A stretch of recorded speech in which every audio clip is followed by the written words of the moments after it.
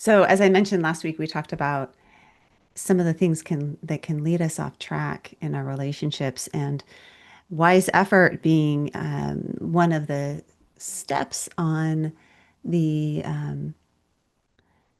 Eightfold Path of Buddhism. These eight things that are, it's a path, but it's circular, right? We engage in them over and over and over again. We engage in wise concentration and wise mindfulness and wise speech, and we get off track. And then we can notice that we're off track, and then we come back on track. And wise effort is how we are using our energy. The very traditional story of wise effort is about Sonia and the lute. And if it's too tight, you can't play it. And if it's too loose, you can't play it. And sometimes you gotta tighten it up, and sometimes you gotta loosen it up. And isn't that the case for our relationships, right? Sometimes we need to just loosen up, drop it, let it go. And then sometimes we need to tighten it up. I was talking with somebody today about boundaries and how setting some limits sometimes in our relationship is what allows us to stay in the relationship. That's how we can tighten it up. So I was exercising the other week on my porch, and let me see if I can get my share going here. Slides. Oh, wow. This is a hot mess of everything. I was exercising on my porch and doing push-ups. And I was looking out over the patio at this big oak tree that's outside. And there was the most magnificent spider web. This is the time of year when, at least where I live, the spiders are out. And there's enough fog in the morning that the water is catching the webs. And if you're not careful, you'll walk right off your front porch and you'll be covered in a nice spider web. But there was this magnificent spider web that was from the top of this very high oak tree, and it went all the way down to this little ornamental, like a Japanese ornamental tree in our garden. It's probably like a span of 8 feet. And I was thinking, wow, this is such a good example of taking a leap in relationships, and how sometimes we just need to like go for it, take a leap, right? Put ourselves out there, or forgive someone that's hard to forgive. And so I did what we all do these days, is I looked it up in chat, because it had this sort of like third grade prediction of what spiders do to make a spider web like that. I was predicting it had like a spider pack on it, like a backpack, and then it jumped off the tree, and that the web traveled with them until it got to the other side. This is what I was envisioning in my third grade spider brain. And I looked it up, and this is biomimicry, using nature to help us understand our humanity, because spiders do not do that. They do not have a backpack. What they do to get from tree A to tree B 8 feet away is they release a little string, a little thread of silk called a bridge line. And the silk is so light that it catches the breeze, and it catches the breeze until it sticks to something a little lower. And then when it sticks, it'll send down two other um, bridge lines down to another point or to the ground. So it creates a stable bridge. And then the spider will test it out and see if it's strong enough. And then it'll walk across the bridge and get to the middle and build a little home, right? So we think that relationships have to be sort of that, like a jump, a big scary thing. You need to forgive your father, right? Or you need to accept somebody from a different political view than you, right? Or you need to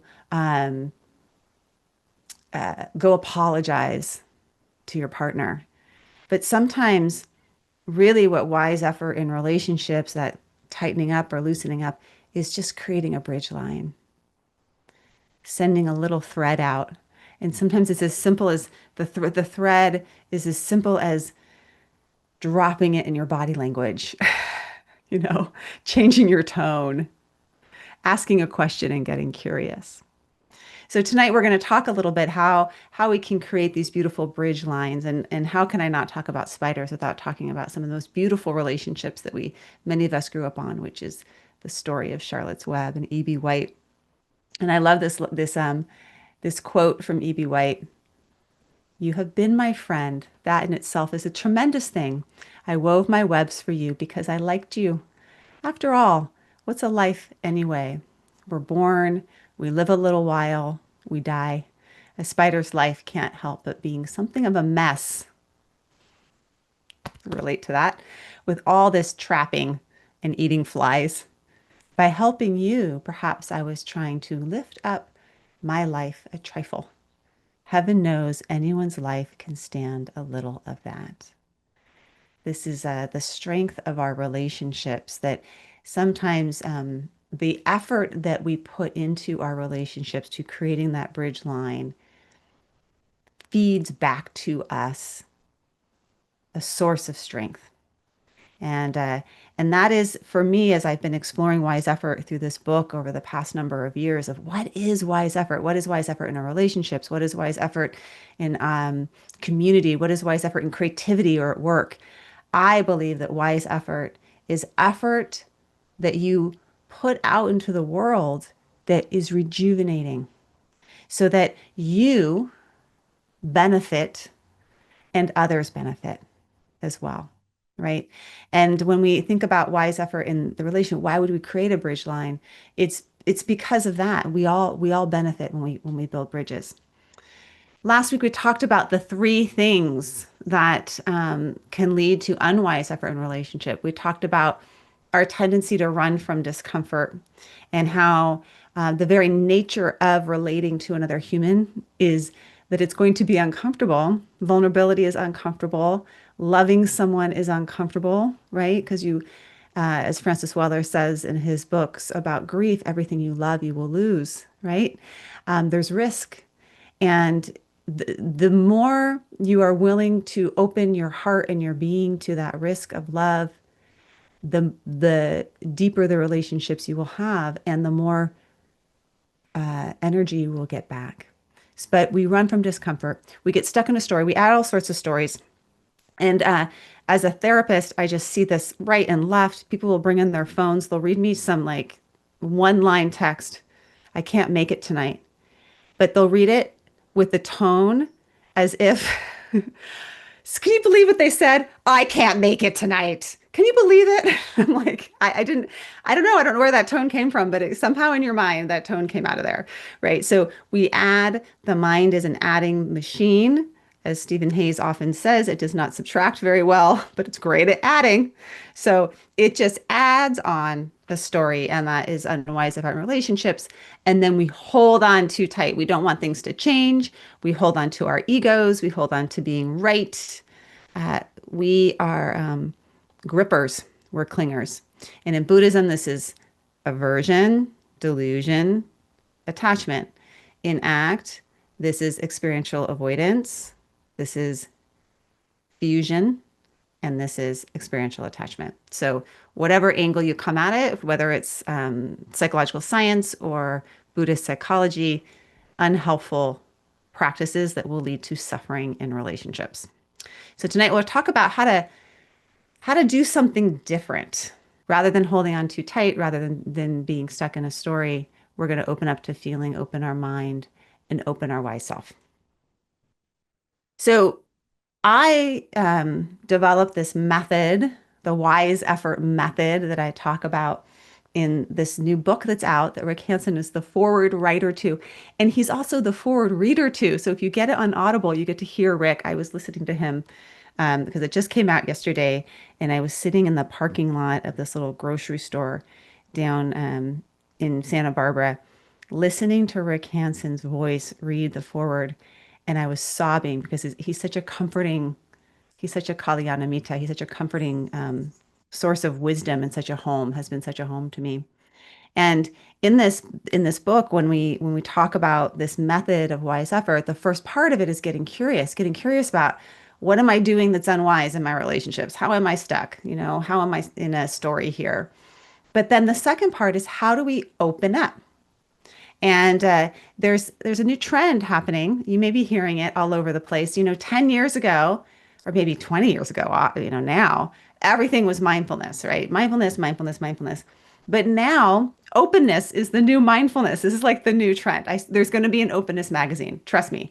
There, Jonathan Schooler, who I interviewed this week, he's a professor at UCSB. He's changing the name either of his center or his lab, one or the other, from the Center for Mindfulness to the Center for Openness. And it's a little different. Openness is a little bit different than mindfulness. We can use mindfulness to bring ourselves back to the present as we did in our meditation. When we are in relationship, we need to practice mindfulness. We need to know how to be here without judgment. Here now, not in the story, not running away, not holding, but here and present. And we also need to bring in another quality, which is this quality of openness. There's increasing amount of research on this concept and this quality of openness, and it's linking to things like creativity, better relationships, curiosity, intellectual humility. We can use that, which is closely linked to wisdom, right? Concern for nature. The more open you are, the more concerned you are about our planet, our relationship with nature. Concern for the future of humanity is associated with openness, political tolerance for perspectives other than your own. Well, that makes sense because you have a more open mind.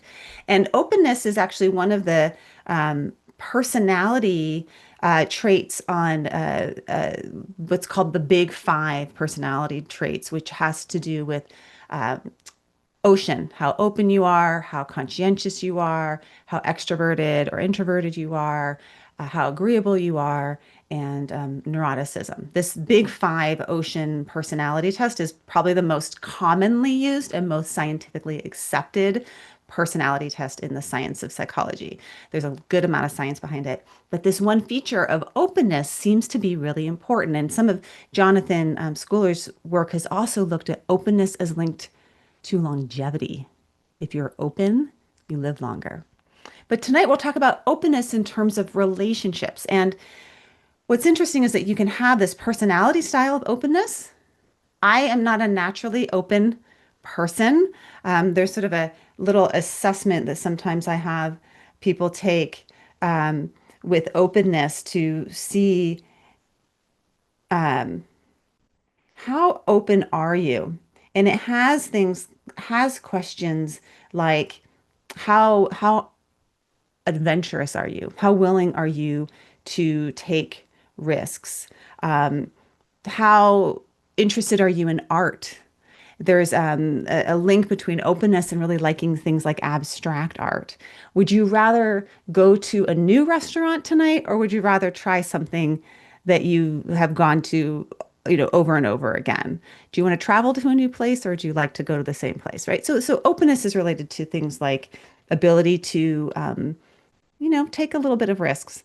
But you can increase your openness, which is trait openness. You can actually increase how open you are to others with practice.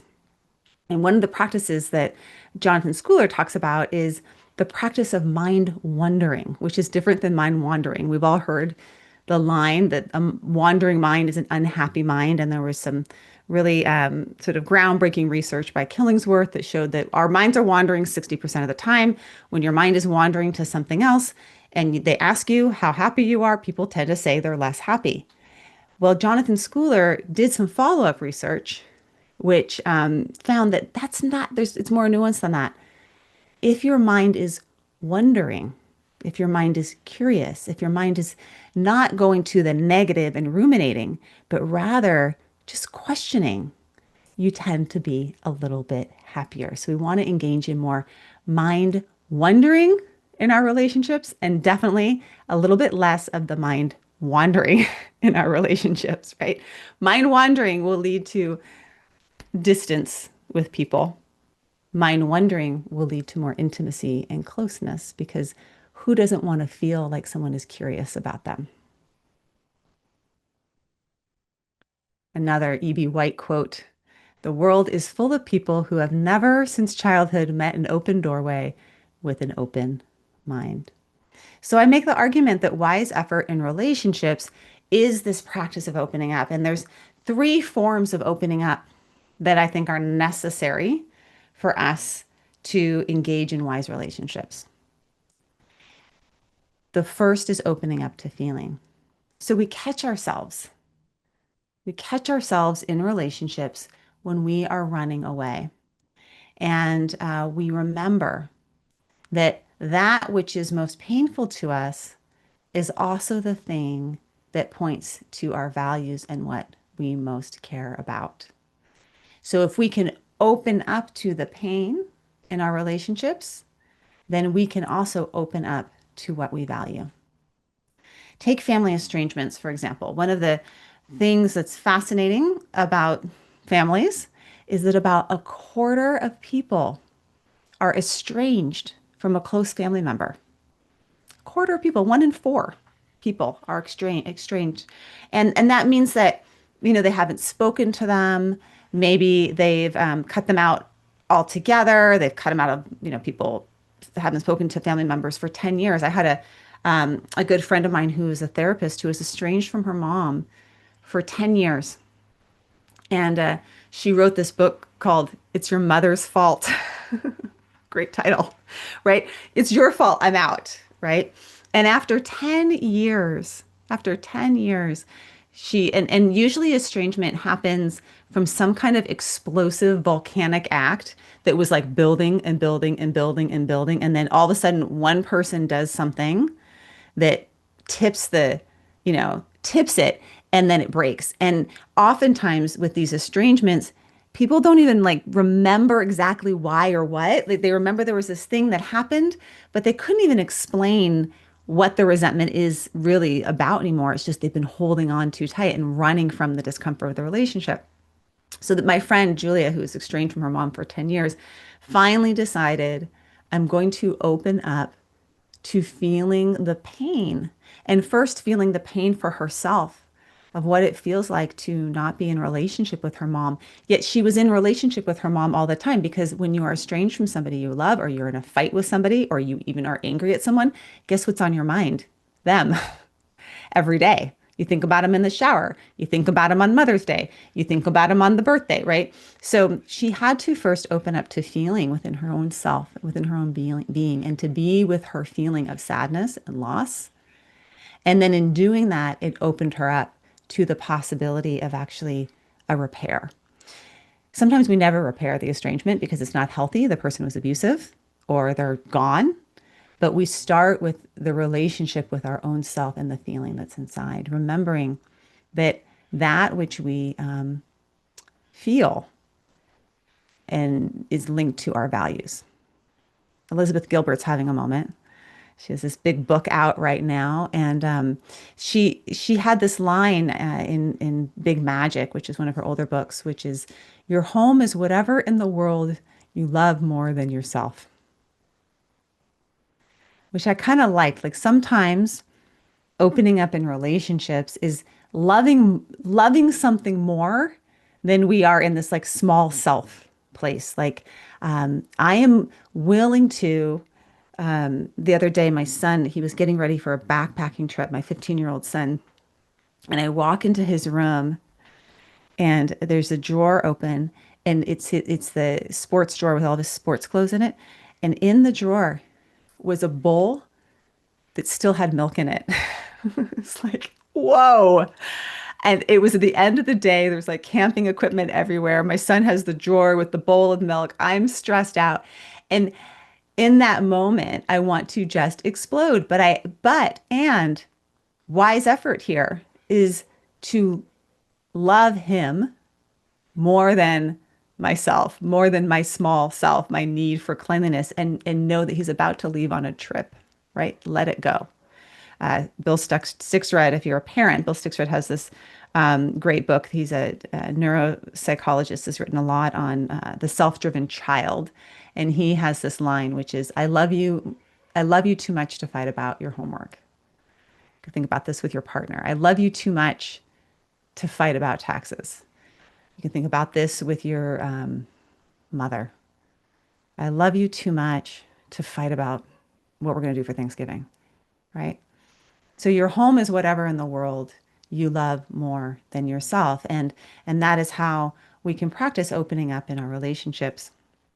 In Wise Effort, I talk about opening up to feeling with the practice of getting out of our heads and into our heart mind. This is the symbol for heart mind in Chinese. It's one word. The heart and the mind, they're one. And heart mind in this symbol, when you look at the description of the different elements of this symbol, there's three small brushstrokes at the top. And those are described as sort of the agitation of the mind, the agitation of the heart, right? So maybe those are in your relationship, or in the example with my son, it's the, oh, I hate this mess. I want it all cleaned up. It agitated me. Or in the example of my friend and her mom, it's all of the story that had built up over time, right? The resentments. But then there's this nice long brushstroke that looks sort of like almost like a boat or a bowl. And that's consciousness that's holding the agitation, right? So that's heart mind, right? Can we in Zen we talk about, can you take a step back or a half step back? Anetta Knopp, who is a teacher, speaks about meditation teacher speaks about sitting at the back of your heart. Can you hold the agitation at the front of your heart, but then open the back of your heart for whatever is here? That's opening up to feeling. In ACT, acceptance commitment therapy, which is the type of therapy I practice, we talk about the goal isn't to feel better. You may never feel better about your dad. You may never feel better about your divorce. It's to get better at feeling. How can you honor that feeling? That feeling points to something that you care about, points to how much you care. The size of your feeling is the size of your care, your heart.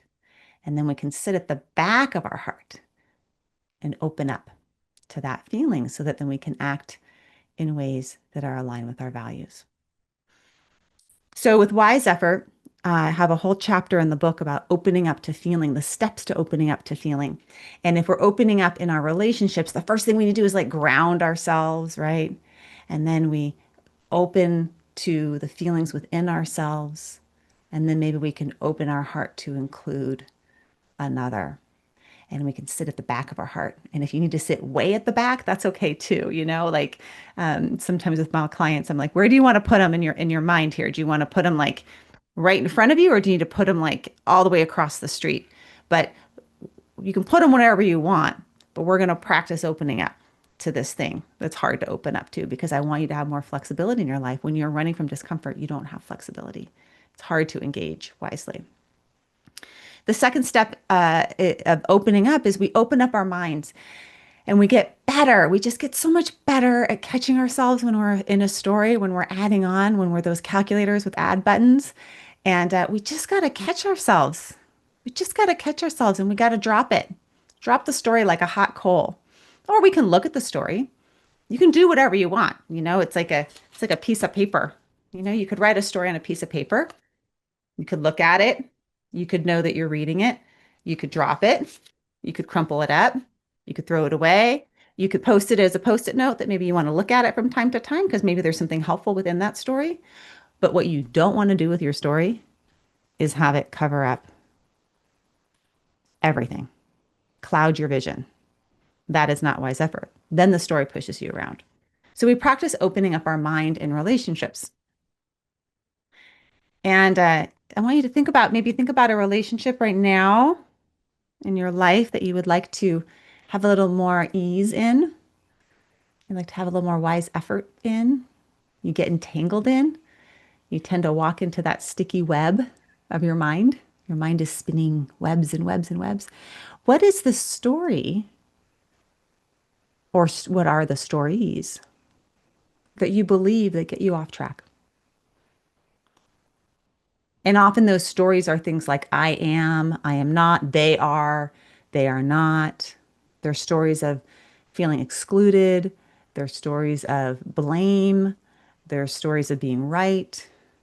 They're judgmental. Sometimes they're stories of unworthiness.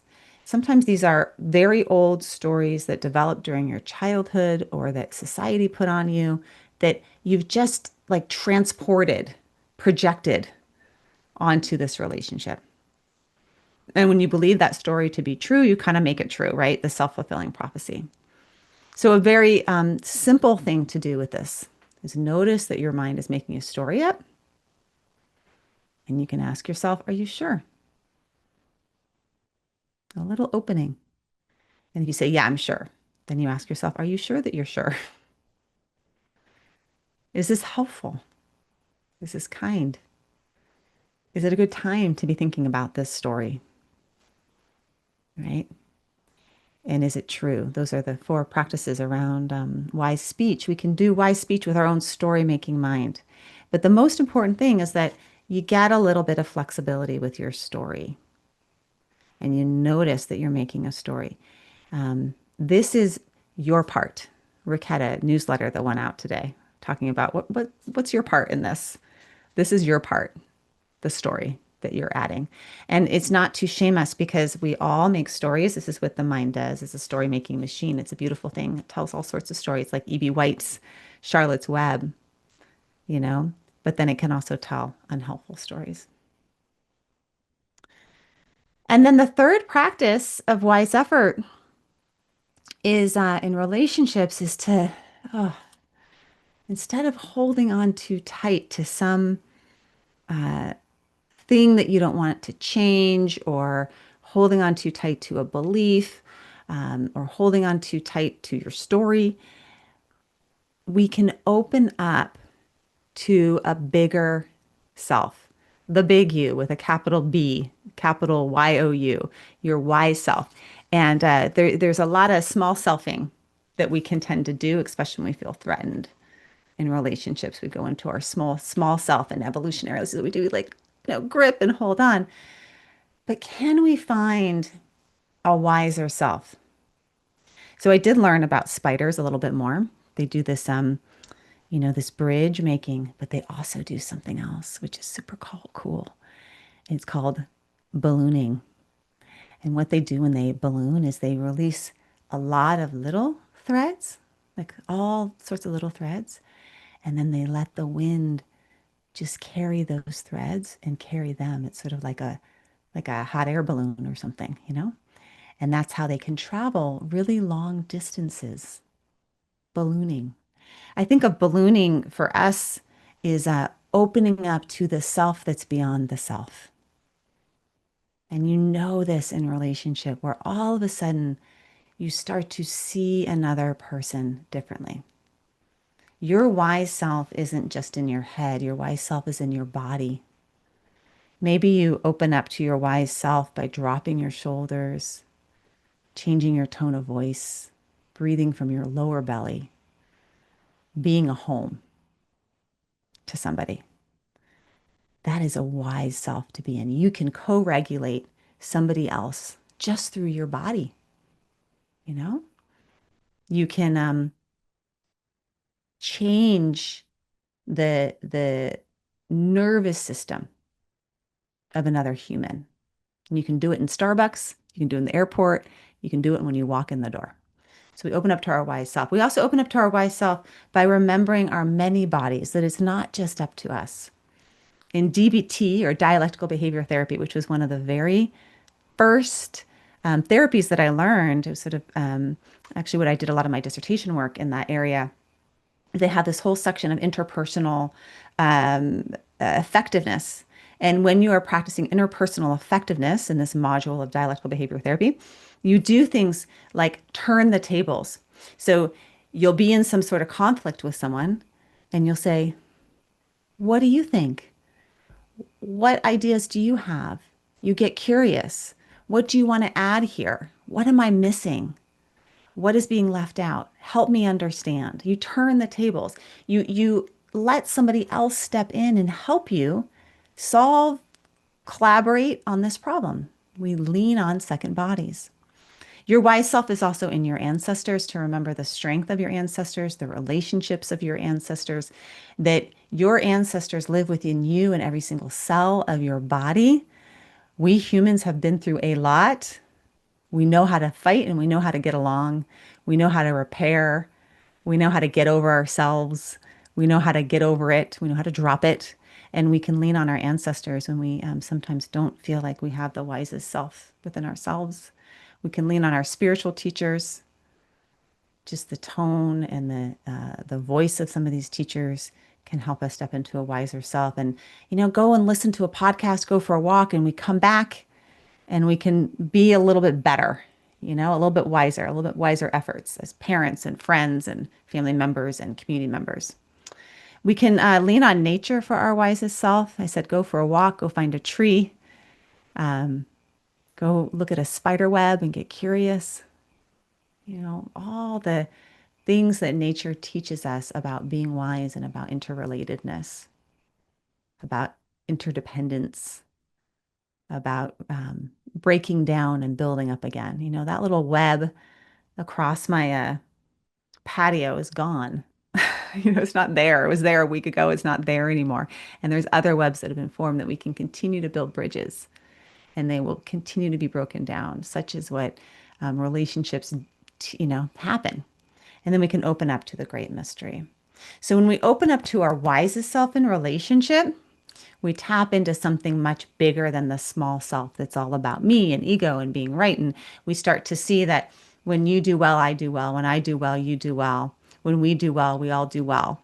And we can't help but want to be in collaboration and connection and, you know, compassion for each other.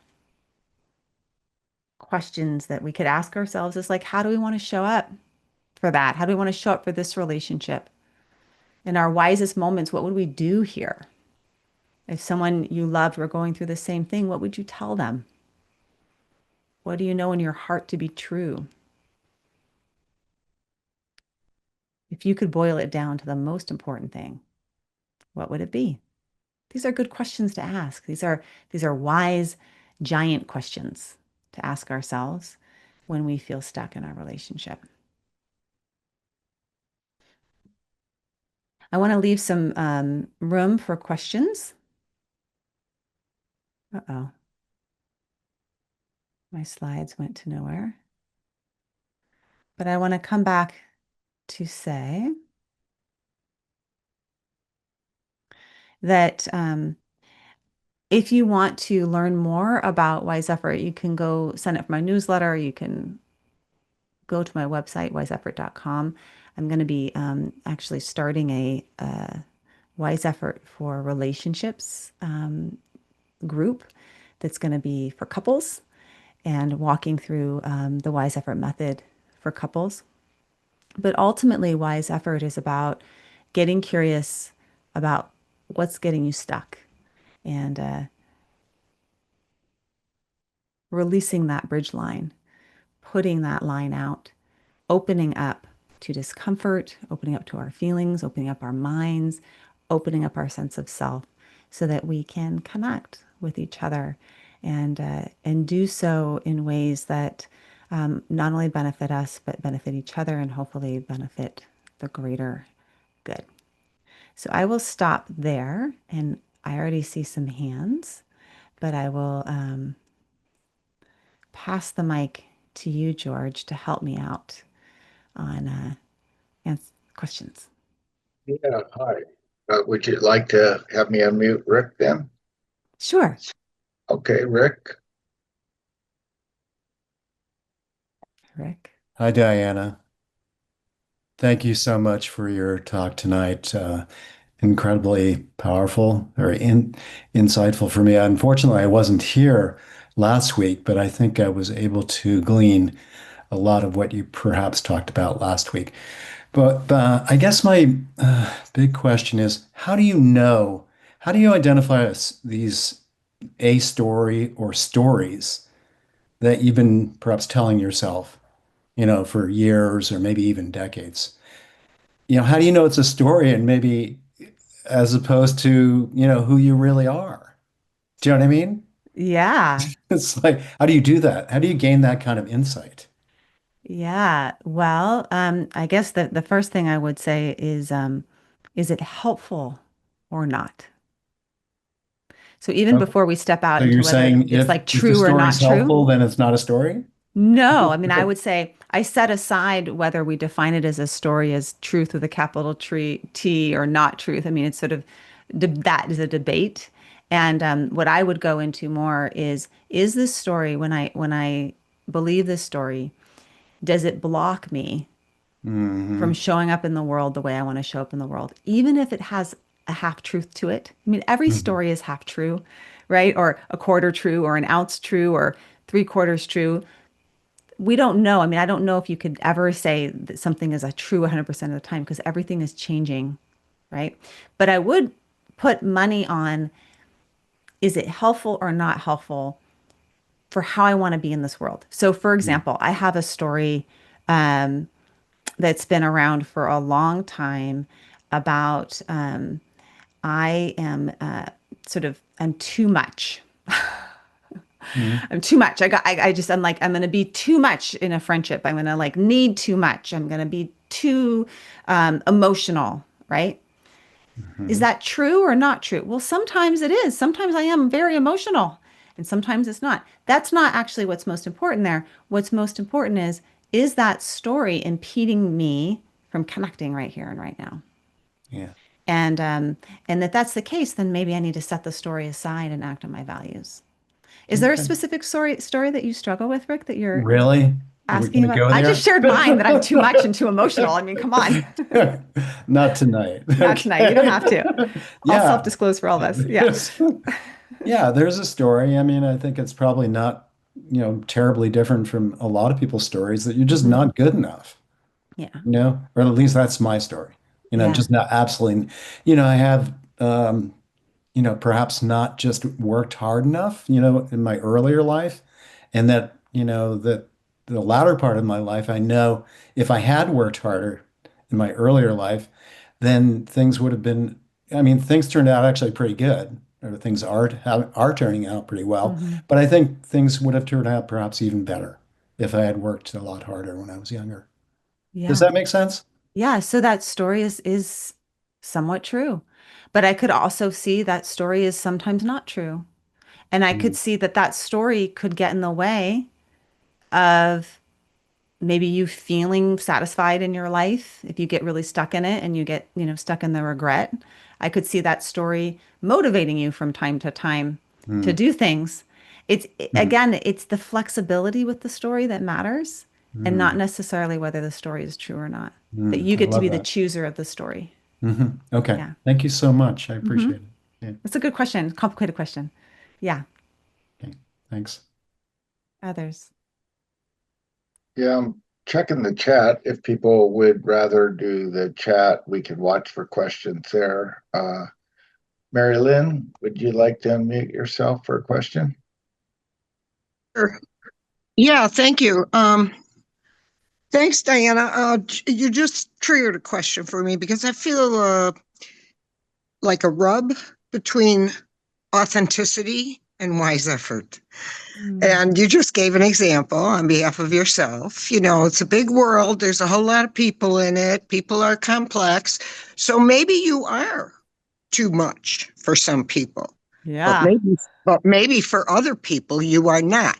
So Yeah. what is more important, committing to your authentic self and finding relationships that are right for you, or constantly trying to adjust yourself so that you can deal with all these different types of people who read things in tone into your email? And you know what I'm saying? I'm just curious to get your opinion on that. Thanks. Oh gosh, I'm such a both and answer.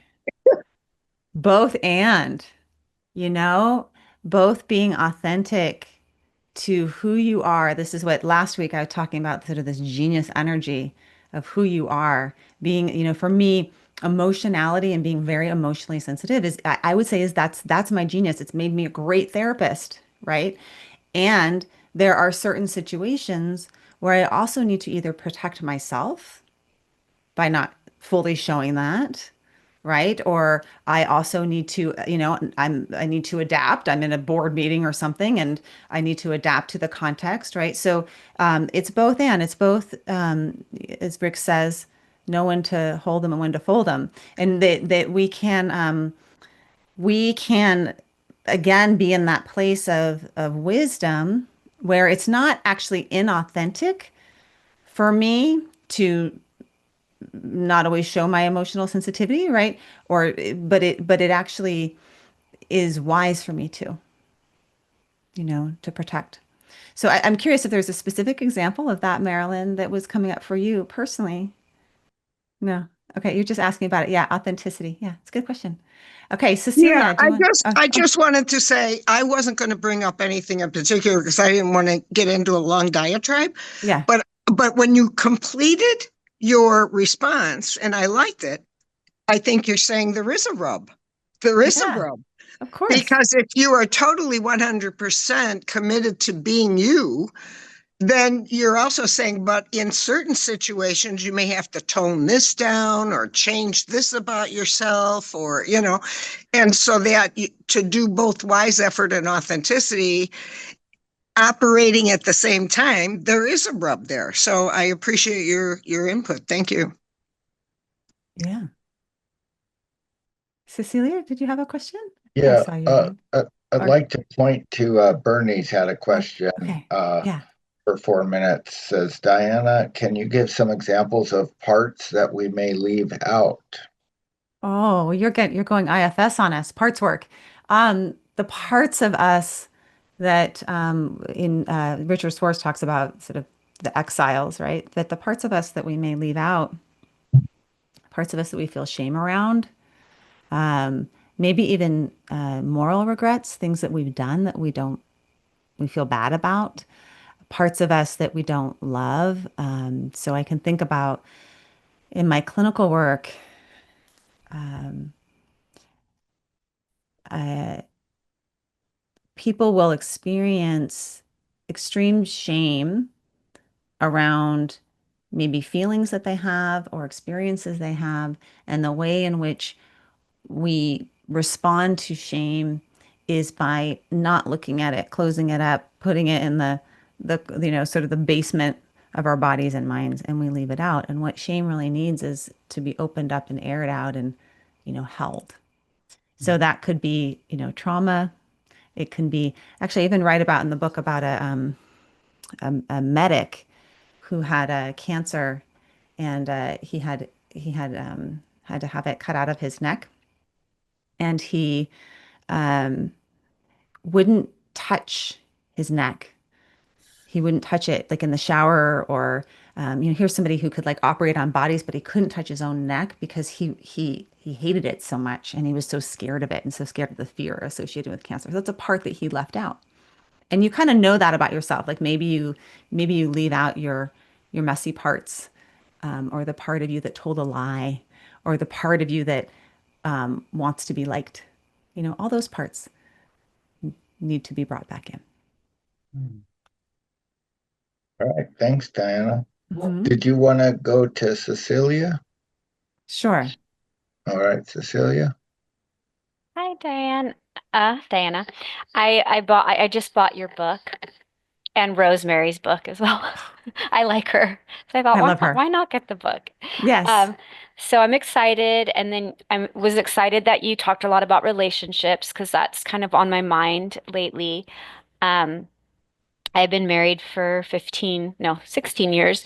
And I liked what you said about all these stories that we have about why things are happening and are not happening. And so there's something that has been going on in my marriage for quite a while where we don't have like physical intimacy for Mm. years and years and years. I mean, it's been a long time. And I just want to know like how do I get that back? Mm. And how do I think I'm at the part where I'm just like ready to let go of any story about it and just be like, okay, this is just what it is. It doesn't really even matter the story. It's more about wanting that back and really like yearning for that sense of intimacy.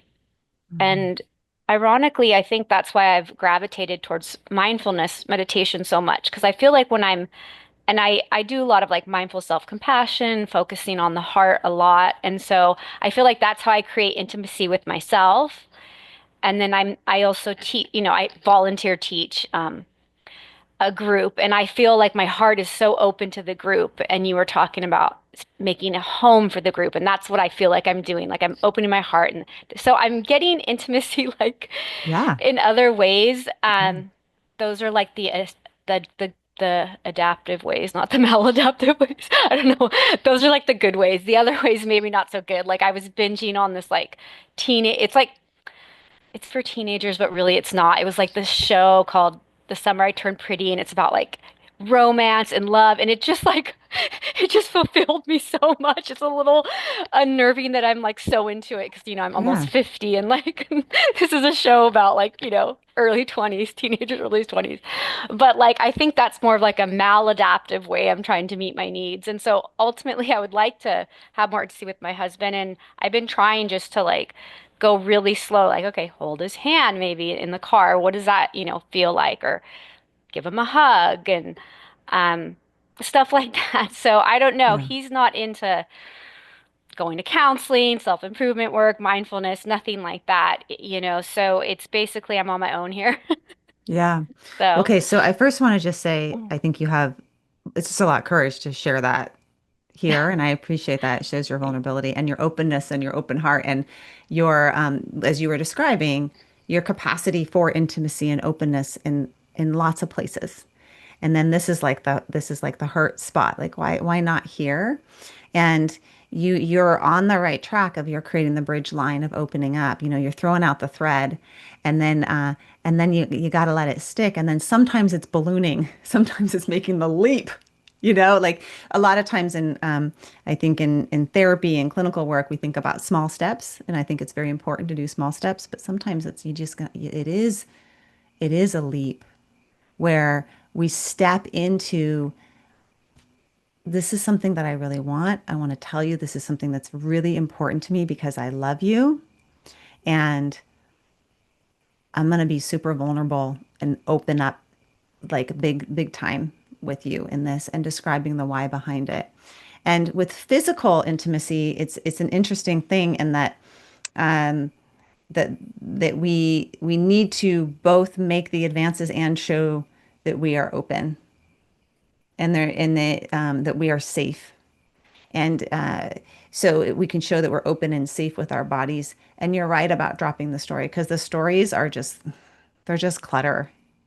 Especially in a relationship, we collect a lot of clutter of old stories, and we're both changing over time, but we still are stuck in thinking that they're the same. But both of you have changed.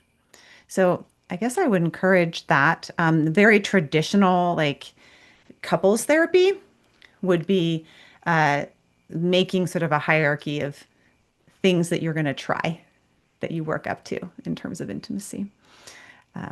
But without okay. going into more detail in a very Yeah. public setting, I'll leave it at Thank that. you. Yeah. It gives me something to think about and encouragement. I think it gives me encouragement, if anything. So that's Yeah. a positive thing. And that you're not alone. A lot of long-term relationships don't have sexual relationships. And it doesn't mean that you can't. I mean, sometimes again, it's like there's this line in Dochin about like it's so close you can't see it. It's so simple you can't comprehend it. You know, Mm, that sometimes it's just one little step away. So that's my wish for you. thank you. I Yeah. suppose we squeeze in one more. Ashola Peterson has had his hand up for quite a while. Yeah, if you want to do that, we can, or we can call it a night. I apologize to not have time for everything in the chat also. Let's Your squeeze call, in. Diana. We'll do one more, and I'll do like a ninja move of like one sentence answer. See what I can do. How simple can I make Okay. it? Okay. See what we got. Isholo Pilson. Thank you. I'm here. Um, Sorry, I can have my video on. Uh, I'm going into this family party out of the country with, I'm gonna see all my family members, my siblings and nephews for the first time. We're all gonna be together, and my parents will be there. All I see, I want to trying to enjoy the party, right, and all the celebrations. But all I see right now is like so much untreated trauma. And I'm trying to relax my body and enjoy the relationships with my dear ones. I've done a lot of work on myself throughout the years to notice that this is what's happening in my family. Um, so I just want to be open to them more so than closed up and be like, oh, you guys have so much work to do, including myself. It's ongoing, but trying to figure out there's something you can help me with to just open to the relationships wherever they are, right? And with my 5 siblings, one of them I dearly love, and the other two I have make good amends with. One I still feel scared to be around with, but it's okay. He's like a Hulk sometimes. Um, and so forth. We're 5 siblings, 5 children. I'm the middle, the love child. Yeah. So here's my I'm just gonna be more than a sentence, but here's my recommendation is basketball players at night, they imagine themselves in a tricky situation and being able to maneuver through it and make the shot.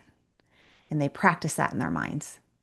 So what I would love for you to do is before bed for the next few nights, before you go, imagine yourself walking into your home. Imagine your siblings being there. Imagine your family there. And imagine you showing up the way that you want to show up. Just imagine it. And when you do that, you're practicing it and practice it and practice it and practice it so that when you go, you can remember, I've already done this. And you can go in with a little bit more, a little more strength because it's your values and your heart that I'm hearing wants to lead. And it's really scary and it's hard. So that would be my little like action tip, a little bit of wise effort with the mind.